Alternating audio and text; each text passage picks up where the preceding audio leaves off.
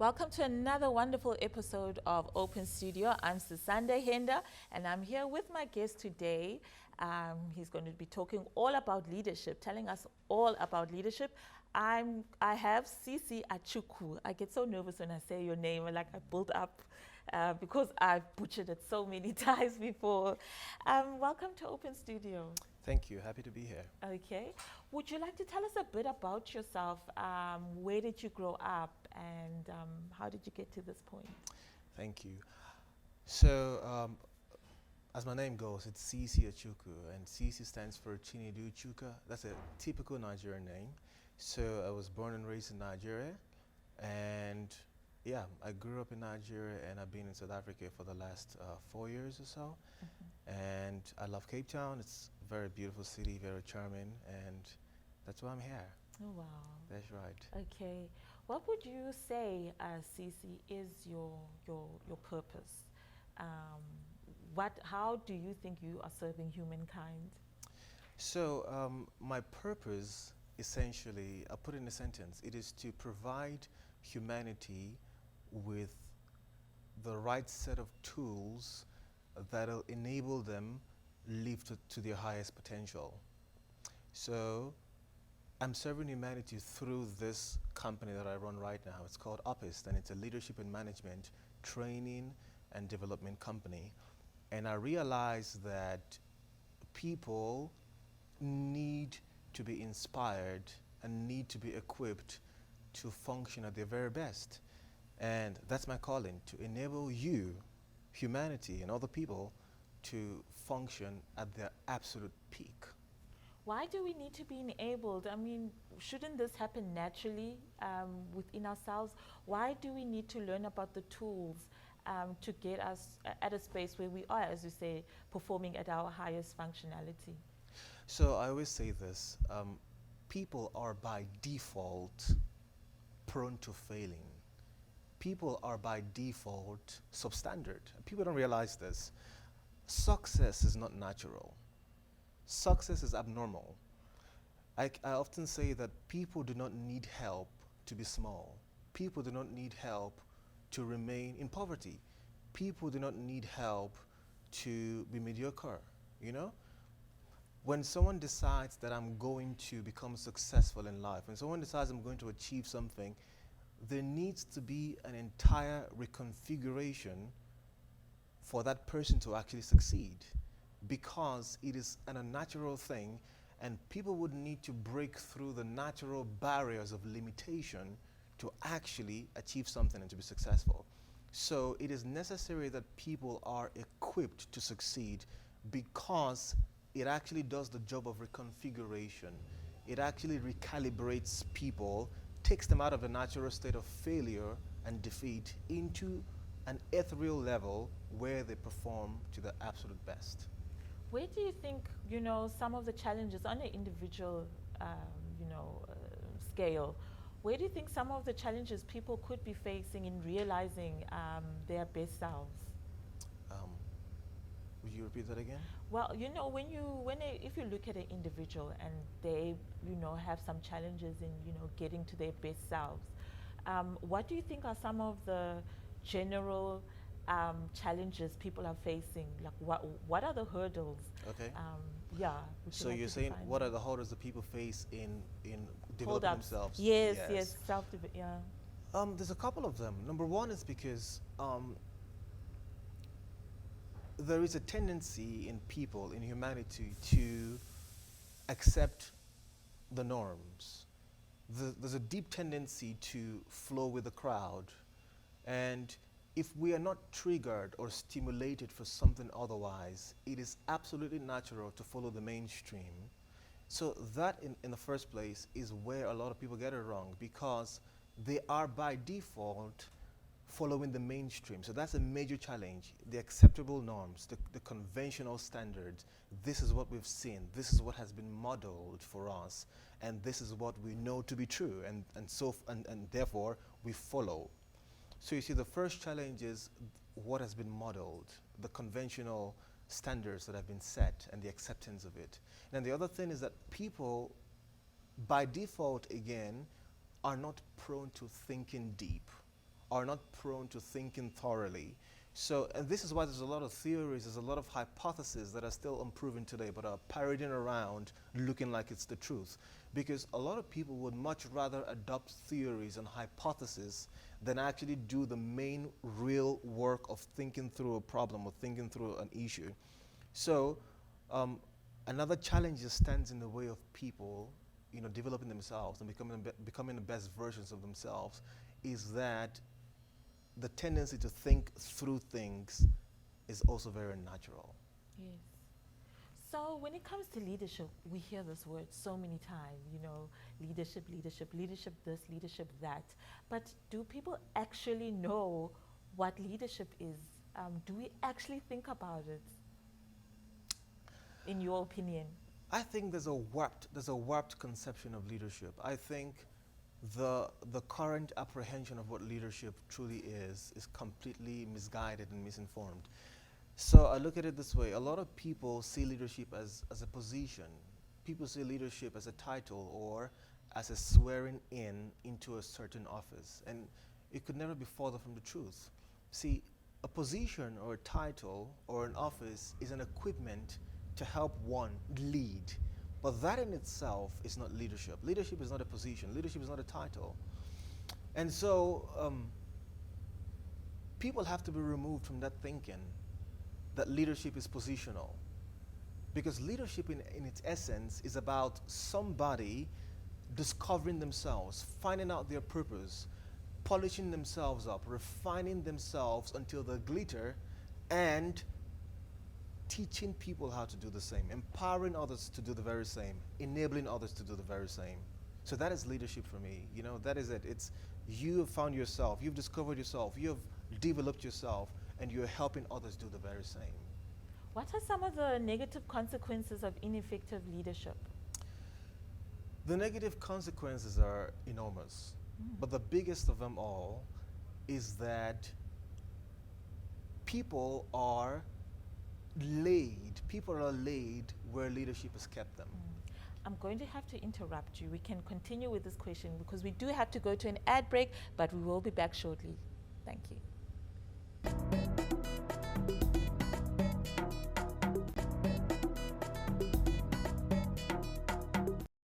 Welcome back. You're still with us. Of course you are, because we're having a really inspiring conversation about leadership with my guest, Cici Achukwu.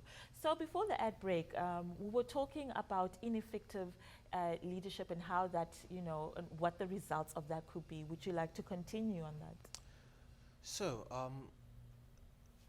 the inefficiencies of leadership in our society today is what is primarily responsible for, case in point, Africa, the terrible, terrible situation that people experience every day. And for instance, in Africa, did you know that we say that we are democratic? Most countries in Africa are democratic, but in reality, we practice something that is called kleptocracy. And kleptocracy is when people get into government for themselves, and so they see the government position as a buffet where they can take all that they want and walk away. And you see that when that starts to happen, you can see the ripple effects in society. People are disgruntled. People are enraged. The animalistic instincts of people rise up. Hence, you have a lot of gender-based violence happening. The grossest inefficiency that leadership does is that it makes people substandard. It makes people subpar.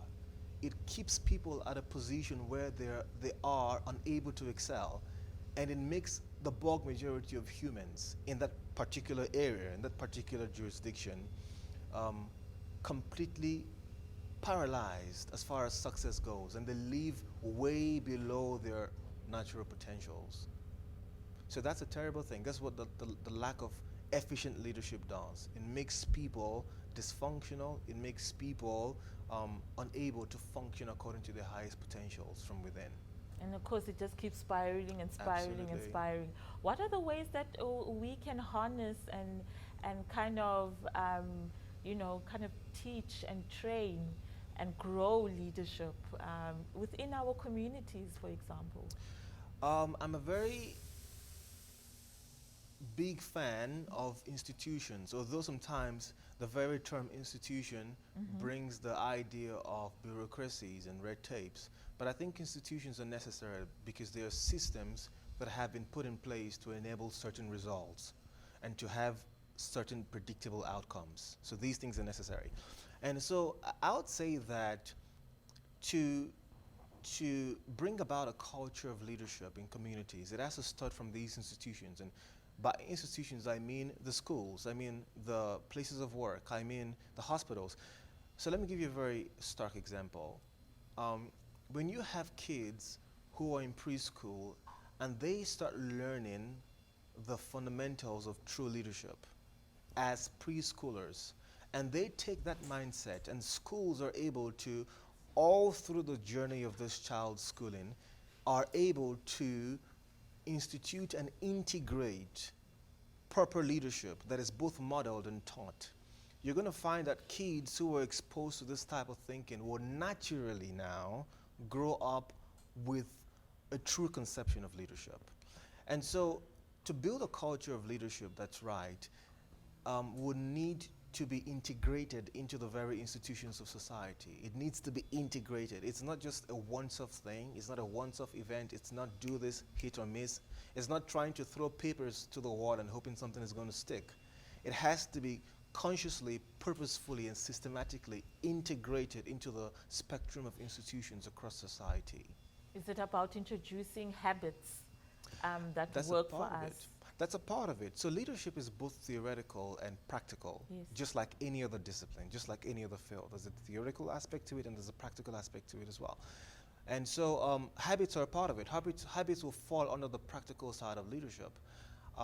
So habits are necessary. Mindsets are necessary. There needs to be a shift in mindset. There needs to be a shift in perception. There needs to be a shift in the way leadership is viewed, you know? There has to be the fundamental understanding primarily that leadership is about you discovering yourself. The reason I'm very passionate about this subject is because a lot of people today, especially in the workplace, a lot of people function at the place of opportunity instead of at a place that resonates with them deepest. So you hear someone saying, I want to be an accountant, I want to be a banker, I want to be a doctor, because their parents says to them, do this, be this, because that's where the money is, because that's where the prestige is. And you find a child like this engaging in these professions, but they don't have a single bone for them. So a child who doesn't care about medicine, because of pressures from home to become a doctor, because of the glitter that it offers, this child goes on to study medicine and to practice medicine, but all the while, there's an internal dissonance because it's not for them. But they're doing it because that's what society expects, because that's where the money is, or because that's where the prestige is. And so, when people are able to be placed in the areas of their strengths, which again comes from finding out yourself, discovering yourself, understanding your purpose, knowing the cloth that you are by design cut out from, you're going to see a great improvement both in the lives of individuals and in people taking on new roles as outstanding leaders.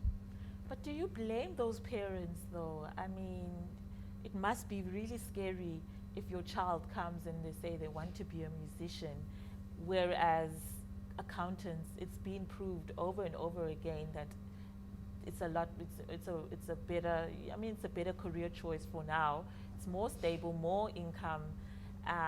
You know, just are they, you know, and the parent Yes. wants the best, and the parents also thinking about a legacy, and a lot of the time, you know, an art career is not always sustainable, but that is what the child is drawn to. Like, where do you draw the line? You know, when are you overbearing, or when are you inspiring someone to be at their best? Okay, so it is true that a lot of kids don't know what they want to do and would need guidance to make decisions. It is true. But then again, the key word is guidance. The key word is not autocracy, where you have to spell out for them what they must do. The key word is guidance. And the primary role of a parent with regards to this matter is to help the kids discover themselves. So it's guidance, but it's not you telling them what to do. Again, you mentioned something about music. Here's the thing about music, for instance. it is true that accountancy is quite a noble thing, but it is noble because of the rewards that come through it. And so let's look at music, for instance. When people decide to go into music, the first thing they think about is being a singer or being a recording artist. But the bulk majority of the dividends that come from music is actually behind the scenes. It's something called the music business.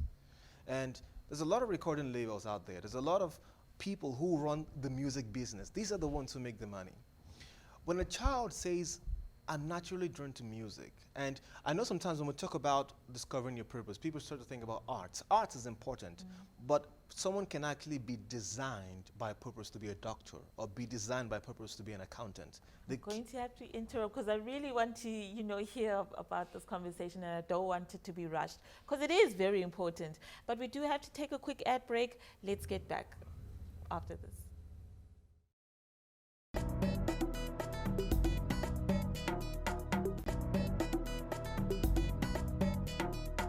Welcome back. You are in Open Studio, and we've had such an interesting conversation. Briefly before the break, you were talking about, how the role of parents play, and sometimes they can confuse this. I mean, the antidote I was talking about was, when a child wants to be in the music industry, but, from home they're getting pressure to be a doctor or an accountant. Would you like to elaborate more on what we were talking about? Absolutely. So the crux of the matter here has to do with guidance. So the parent's responsibility is to guide the child to make a discovery of what actually resonates with them deepest, be it music, doctoring, or accountancy. And so a child, and you, case in point, you use music, so let's use music as an instance. I mentioned that there are two types of musics. There's the people who are the recording artists, and then there are those who run the show, the real people who make the money, who call the shots. These are the ones behind that are called the moguls of the music business. And you know some of them. You know the Americans, Puff Daddy, you know them. Jay-Z, Beyonce, you know them. Even here in Africa, there's this guy called, his name eludes me now. There's Akon as well. Yes. There's a Nigerian guy as well that's responsible for artists such as D-Banj and the likes of them. Oh, wow. These are the ones that run the thing. Yes. You know, they have their own record labels, they have these massive things going on. When a child indicates interest in a particular thing, what needs to happen is to find out if this is what the child actually likes from deep within, or if it's an influence of what is being seen on television or on the media, all right? So if you can ascertain that this is just something that's coming from an external influence, then you know you can change that and reconfigure that guidance. But if you know that this is what this child is about through and through, you know this is what this child has been built for, the parent role now ought to be to expose that child to opportunities and to establishments that will enable that potential to be harnessed and properly harvested in the highest way possible. Not just in some mediocre way, but in the highest way possible. So I think this is a very, very sensitive subject also for some parents. I'm not a parent yet, but I know if I do have a child soon, one day, this is how I'm going to raise my child, to find out what deeply resonates with them primarily, and then I become a support for them to help them, you know, refine that thing that's inside of them until it becomes the very best in the world. When you put it like that, Cece, it doesn't sound so traumatic anymore for both the parent and the child. Right. I would also like to know about future leaders. There seems to be a lot of focus on future leaders, but what about our current leaders? Is there anything, because they still need support and development. What do you think, is it healthy just to focus on future leaders, or should we also be paying attention to what's happening right now in leadership? Absolutely. I mean, there's no tomorrow if there's no today. Yes. So tomorrow is the byproduct of today. If you don't take care of today, tomorrow is going to be problematic and troublesome. And so, with regards to current leaders, you have to understand that there's two existing paradigms here. Firstly, there are current leaders who have refused to grow. There are current leaders today who, by reason of experience through life, they believe they've caught what leadership is about. no matter how warped it is, no matter how misconstrued it is. But they believe that I know what it's about, and they are set in their ways. It is impossible to transform these people because they have internally refused to change. You literally have to wait for them To die. pass away, Yes. exactly. That's what I tell people. There's certain leaders you cannot change. Just wait for them to pass away. Yeah. But then there are other leaders who are susceptible to change, who really want to find out what can I do to become a better leader. And with regards to such people, there are organizations. For instance, my company, Opist, is a leadership management and training company, and we offer specialty leadership development programs to organizations. There are companies and organizations such as ours that are invested in enabling leaders to lead well, to lead better, to lead transformatively. So there are such organizations out there. There are such efforts out there to support current leaders. However, there are so few of them, we need more of them because there's a great shortage of them. But there are currently programs and institutions and organizations and companies that are actually devoted to this very thing, but they are limited. That's the challenge there. Yeah. I also quickly want to touch on past leaders as well. Do we just like current leaders, past leaders, do we just leave them in the past, just lock them away behind some door? Or is there also value? And also maybe also about looking at the weaknesses that they could have also passed on, but also the strengths as well. Absolutely. I think every leader in the past has something to be learned from, whether good or bad. See, the great leaders like Nelson Mandela, like Martin Luther King Jr., these leaders were sacrificial. They fought for a cause. They had a deep conviction within them. And today, we're still living off of their previous efforts. And we can learn a lot from these people. We can see their passion. We can see their enthusiasm. We can learn what drove these people. What was the fundamental conviction that drove them? How were they able to withstand such elongated period of torture for the thing that they believed in? So there's a great deal to learn from these people. But there are also other horrible leaders like Idi Amin, who was a terrible head of state. There are people like Adolf Hitler. You know, the terrible people like that who were leaders, and we can still learn a lot from them. And why were they leaders? Because they managed to persuade people to... Absolutely. So sometimes a lot of these tyrants and autocrats started off great. They actually started off, trying to be the voice of the people. But when they got into power, as so happens frequently to a lot of people, they got drunk with power. They got intoxicated with the very substance of leadership, and it corrupted them, because leadership does corrupt if it's not carefully trodden, right? So we can learn something from these people, and what we can learn from them is how not to lead, and that bad leadership would always be the casualty of its own cruelty. So it'll always come back to haunt them. All these terrible leaders who were proponents of violence, every one of them, if you search out history, you see that they all died terribly. Yes.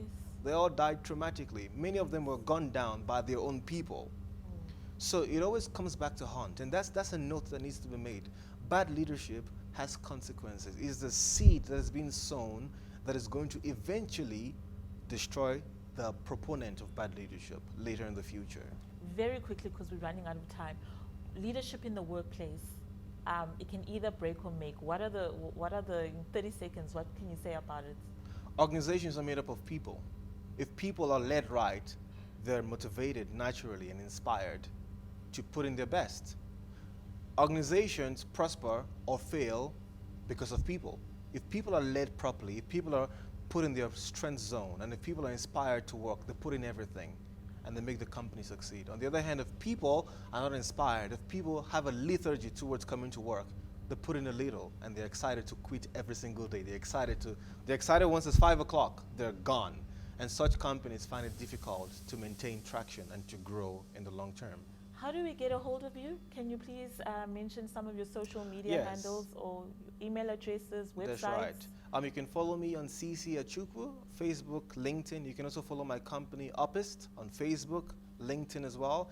And then you can also check out our website, www.arpist.com, and info@arpist.com is our email address. And then you can reach us on phone by 081-713-0321. Sisi Achukwu, thank you so much for a very informed discussion on leadership. I know I did and my viewers enjoyed it. And thank you to you as well who watched this interesting episode on leadership. Do catch me next time, Susanda Henda, on Open Studio, Cape Town TV. From me, it's goodbye. Thank you so much.